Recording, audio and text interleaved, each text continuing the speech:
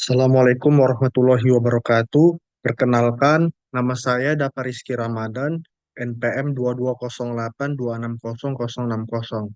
Jadi di sini saya akan menjelaskan vaginitis pada blok ginekologi.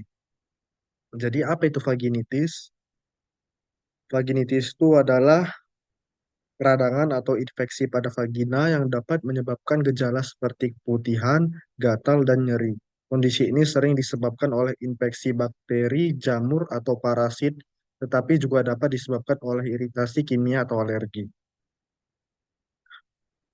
Penyebab vaginitis biasanya terbagi infeksi bakteri atau bakterial vaginosis, infeksi jamur atau candidiasis vaginalis, baru infeksi parasit atau biasa disebut trichomoniasis, baru ada iritasi atau alergi, dan atrofi vagina. Jadi vaginitis itu ada jenis-jenisnya. Yang pertama itu ada Candidiasis vulvovaginalis, yaitu adalah infeksi disebabkan oleh infeksi jamur yang disebut Candida albicans. Baru ada juga vaginosis bakterial, yaitu peradangan yang disebabkan oleh bakteri seperti Chlamydia. Dan ada juga trichomoniasis. Ini adalah infeksi vagina yang disebabkan oleh Trichomoniasis vaginalis.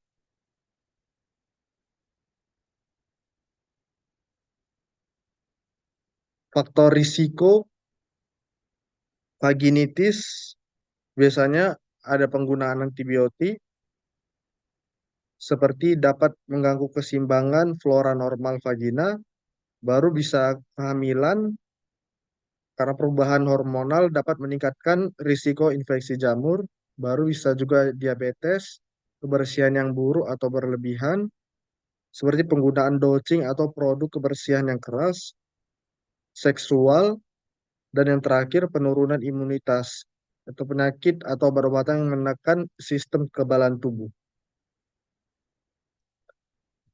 Selanjutnya, patofisiologi vaginitis itu terjadi ketika keseimbangan normal bakteri dan jamur di vagina terganggu. Patogen seperti bakteri jamur atau parasit tumbuh berlebih atau masuk ke dalam vagina menyebabkan peradangan. Baru lalu bahan kimia atau fisik menyebabkan peradangan pada mukosa vagina. Setelah itu penurunan estrogen menyebabkan penipisan mukosa vagina, meningkatkan risiko iritasi dan infeksi. Selanjutnya anamnesis vaginitis. Dari gejalanya keputihan abnormal, gatal, nyeri saat berhubungan seks, nyeri saat buang air kecil. Riwayat seksualnya jumlah pasangan seksual, penggunaan kontrasepsi. Riwayat medis ada diabetes, penggunaan antibiotik, riwayat infeksi vagina sebelumnya. Riwayat kebersihan, penggunaan produk kebersihan atau dosing.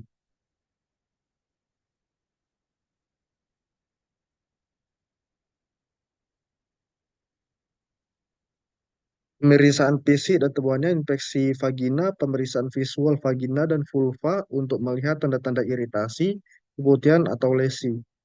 Baru spekulum, pemeriksaan dengan spekulum untuk melihat lebih jelas ke dalam vagina dan serviks. Lalu palpasi,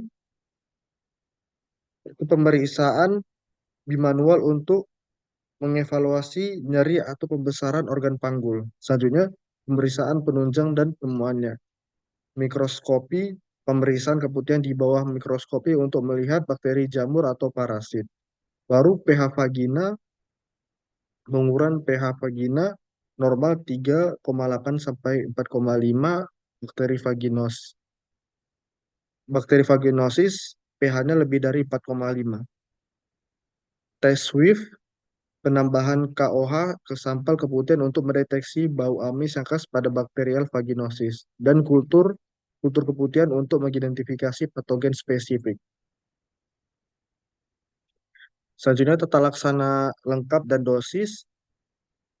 Yang pertama bakterial vaginosis bisa kita berikan metronidazole 500 mg oral 2 kali sehari selama 7 hari, dan clindamycin 300 mg oral 2 kali sehari selama 7 hari.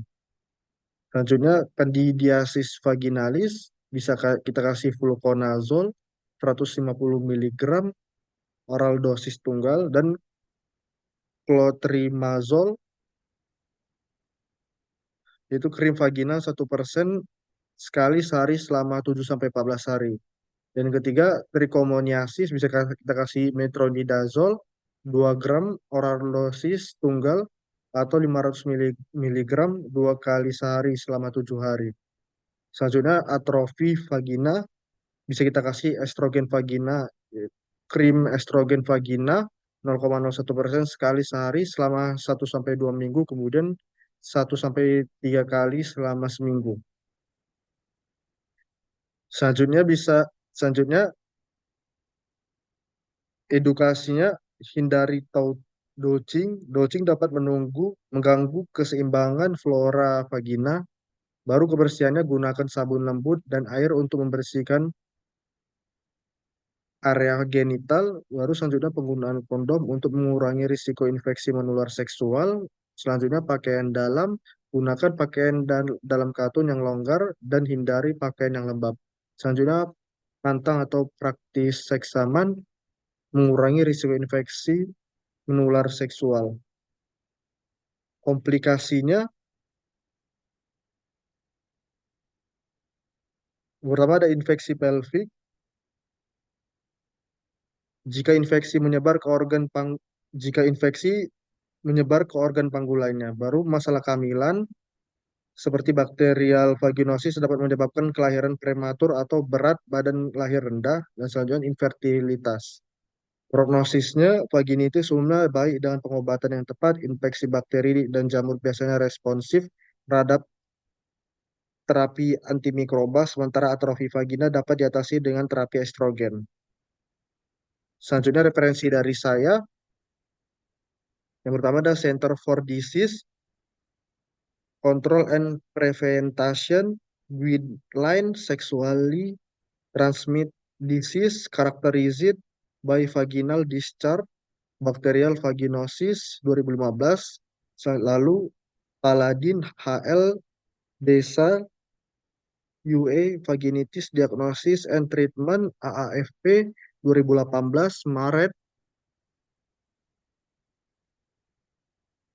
1,97 321 329.